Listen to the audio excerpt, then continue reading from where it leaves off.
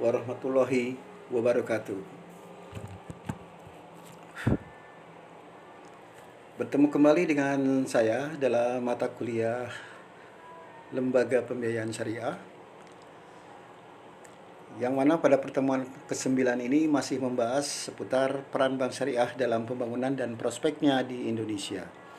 Baik saudara, untuk mengetahui bagaimana prospek bank Islam di Indonesia, terlebih dahulu perlu kita inventarisasi, dipelajari dan dianalisis apa yang menjadi kekuatan, kelemahan, peluang dan juga tantangannya. Proses ini biasa disebut dengan analisa SWOT. Dengan memahami analisis SWOT terhadap keberadaan bank Islami di Indonesia, akan dapat diperkirakan cara prospek bank Islam di Indonesia. Bank Islam telah lama menjadi dambaan umat Islam di Indonesia.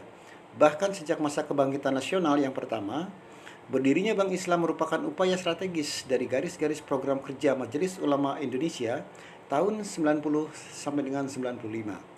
Hal ini menunjukkan besarnya harapan dan dukungan umat Islam yang diwakili oleh Majelis Ulama Indonesia terhadap adanya Bank Islam. Majelis Ulama Indonesia akan mencanangkan gerakan ekonomi syariah nasional yang kemudian nanti akan diikuti oleh gerakan ekonomi syariah daerah-daerah di seluruh provinsi yang akan dibuka oleh kepala daerahnya masing-masing. Gerakan ekonomi syariah akan diisi dengan berbagai kegiatan sosialisasi ekonomi syariah dalam rangka mendukung pembangunan ekonomi bangsa.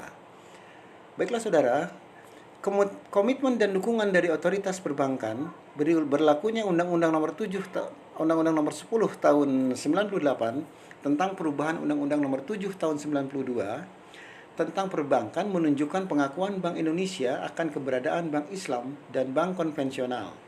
Tidak lama setelah itu, Bank Islam dan Bank Indonesia membentuk komite pengarah, komite ahli, dan komite kerja pengembangan perbankan Islami. Komite pengarah terdiri dari Gubernur Bank Indonesia, Menteri Keuangan, Menteri Agama, dan Menteri Sekretaris Negara yang bertugas menetapkan kebijakan umum dalam pengembangan Bank Islami. Adanya Bank Islami yang sesuai dengan prinsip-prinsip syariah Islam adalah sangat penting untuk memelihara umat Islam dari hal-hal yang dapat menjerumuskan kepada yang haram. Oleh karena itu, pada konferensi kedua Menteri-Menteri Luar Negeri negara-negara Muslim di seluruh dunia, bulan Desember 1970 di Karachi, Pakistan, telah sepakat untuk mendirikan Islamic Development Bank yang dioperasikan sesuai dengan prinsip-prinsip syariat Islam. IDB kemudian secara resmi didirikan pada bulan Agustus 74 dan Indonesia menjadi salah satu negara anggota pendiri. Islamic Development Bank dalam Article of Agreement pasal 2 ayat 11 akan membantu berdirinya bank-bank yang akan beroperasi sesuai dengan prinsip-prinsip syariah Islam di negara-negara anggotanya. Bank Islam adalah sistem perbankan yang diperlukan masyarakat saat ini dan saat yang akan datang karena hal-hal sebagai berikut.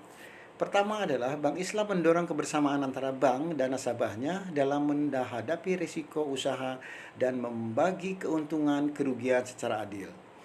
Kedua, operasi penyaluran dana Bank Islam berupa pembiayaan tidak mengutamakan jaminan kebendaan, baik berupa surat hak atas pemilikan harta tetap maupun fidusia. Hal ini bisa dilakukan karena pembiayaan yang diberikan adalah berupa tantangan dana untuk membeli barang kebutuhan peminjam dan barang itu selama belum lunas masih menjadi milik bank. Ketiga, untuk pembiayaan al-mudarobah, Bank Islami dengan sendirinya tidak akan membebani nasabah dengan biaya-biaya tetap yang berada di luar jangkauannya. Nasabah hanya diwajibkan membagi hasil usahanya sesuai dengan perjanjian yang telah ditetapkan sebelumnya, bagi hasil kecil kalaupun keuntungan usahanya kecil, dan bagi hasil besar kalau hasil usahanya juga besar. Keempat adalah karena pendapatan dari bagi hasil yang diterima nasabah sebagai penyimpanan dana pada bank akan berbeda dari waktu ke waktu. Sesuai dengan situasi ekonomi, maka nasabah secara otomatis sudah dapat mengetahui keadaan banknya jauh sebelum bank tersebut menderita kerugian. Inilah keterbukaan yang dijamin oleh Bank Islam. Yang kelima adalah Bank Islam dalam operasinya juga terbebas dari penyimpangan-penyimpangan karena penyaluran dana selalu dikaitkan dengan barang, terutama barang modal yang diperlukan peminjam. Karena ini, bank dengan sistem ini tidak berdampak inflasi, mendorong investasi dan mendorong keberadaannya. Yang ketujuh adalah investasi yang dilakukan Bank Islam tidak tergantung kepada tinggi rendahnya tingkat bunga karena tidak ada biaya uang yang harus diperhitungkan. Dan yang kedelapan adalah Bank Islam bersifat mandiri dan tidak terpengaruh secara langsung oleh gejolak moneter baik dalam negeri maupun internasional. Karena kegiatan operasional bank ini tidak menggunakan perangkat bunga. Kemandirian ini menjamin Bank Islam mempunyai ketahanan yang kuat terhadap pengaruh negatif globalisasi.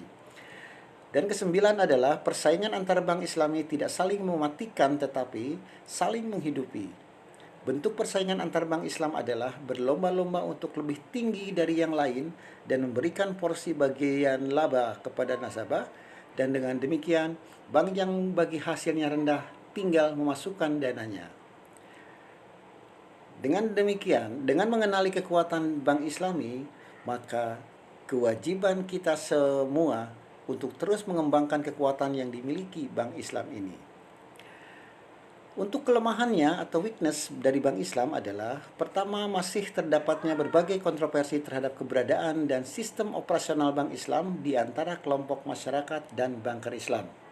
Kemudian, dari hasil survei yang dilakukan Bank Indonesia di 5 provinsi di daerah istimewa Yogyakarta menunjukkan rendahnya pemahaman masyarakat tentang produk dan manfaat perbankan Islam rata-rata 11%. Jaringan pelayanan bank Islam atau kantor cabang pembantu, kantor kas, dan bank perkreditan rakyat jumlahnya masih terbatas dan belum mencapai semua sentra-sentra kegiatan ekonomi. Kemudian keberadaan sistem bank Islam pada pembiayaan mudharabah dan musyarakah sangat tergantung kepada kejujuran nasabahnya. Dengan demikian bank Islam sangat rawan terhadap hal-hal yang tidak diinginkan. Sistem bagi hasil merupakan perhitungan-perhitungan yang tepat, terutama dalam menghitung bagian laba nasabah yang kecil-kecil dan nilai simpanannya di bank tidak pernah tetap. Dengan demikian, kemungkinan salah satu setiap saat bisa terjadi sehingga diperlukan kecermatan yang lebih besar dari bank konvensional. Bank Islam membawa misi bagi hasil yang adil, maka Bank Islam lebih memerlukan tenaga-tenaga profesional yang andal daripada bank konvensional. Kekeliruan dalam menilai proyek yang akan dibiayai bank dengan sistem bagi hasil mungkin akan membawa akibat yang lebih berat daripada yang dihadapi bank konvensional. Dari uraian di atas dapat disimpulkan bahwa relevansi bank Islam dengan perekonomian Indonesia yang sedang berbangun sangat tinggi. Tumbuh dan berkembangnya bank Islam di Indonesia tidak semata-mata bersifat emosional, tetapi lebih banyak bersifat rasional dan konsepsional untuk membantu upaya pembangunan. Dengan jumlah bank Islam yang cukup berarti akan mampu mendukung upaya untuk pertumbuhan ekonomi yang tinggi, peningkatan pendapatan nasional, pemerataan pembangunan, dan hasil-hasilnya, serta stabilitas ekonomi yang mantap. Keempat adalah cita-cita Indonesia menjadi negara yang adil dan makmur serta diridhoi Allah Subhanahu wa taala bukanlah hal yang tidak mungkin tercapai. Sementara untuk peluang yang dihadapi oleh Bank Islam adalah merupakan hal yang nyata bahwa di dalam masyarakat Indonesia, khususnya yang beragama Islam, masih banyak yang menganggap bahwa menerima dan membayar bunga adalah termasuk menghidup suburkan riba. Karena riba dalam agama Islam jelas-jelas dilarang, maka masih banyak masyarakat Islam yang tidak mau memanfaatkan jasa perbankan konvensional yang telah ada sekarang. Meningkatnya kesadaran beragama yang merupakan hasil pembangunan di sektor agama memperbanyak jumlah perorangan, yayasan-yayasan, pondok-pondok pesantren, sekolah-sekolah agama, masjid-masjid, baitul mal, dan sebagainya. Sementara ancaman yang paling berbahaya ialah apabila Bank Islam dengan fanatisme agama, akan ada pihak-pihak yang berusaha menghalangi berkembangnya Bank Islam ini semata-mata hanya karena tidak suka apabila umat Islam bangkit dari keterbelakangan ekonominya. Maka tidak mau tahu bahwa Bank Islam itu jelas-jelas bermanfaat untuk semua orang tanpa pandang bulu. Isu eksklusivisme atau SARA mungkin akan dilontarkan untuk mencegah berkembangnya Bank Islam. Ancaman berikutnya adalah dari mereka yang merasa terusik kenikmatannya untuk mengeruk kekayaan rakyat Indonesia yang sebagian terbesar beragama Islam. Ancaman yang terakhir ialah umat Islam sendiri yang kualitas imannya telah mengalami kemerosotan karena tergoda oleh kebutuhan materi di antara mereka yang ada yang menuntut apabila sebagai penyimpanan dana pada bank Islam meminta bagi hasil yang setingkat atau lebih tinggi dengan tingkat bunga konvensional. Baiklah saudara sekalian, dari uraian yang saya paparkan tadi, saat ini kita akan simpulkan bersama.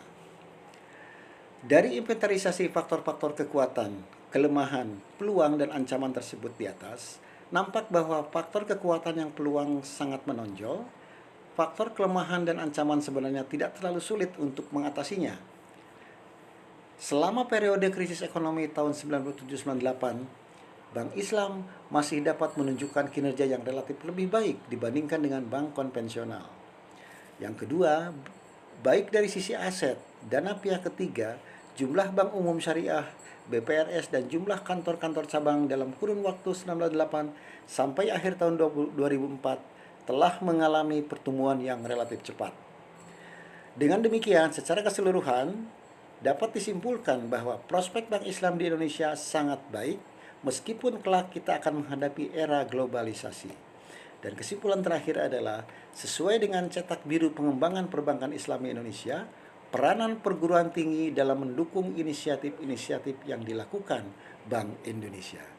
Demikian kuliah kita kali ini dalam pertemuan 9 ini, dan kurang lebihnya nanti akan kita lanjutkan pada pertemuan di pertemuan offline nanti.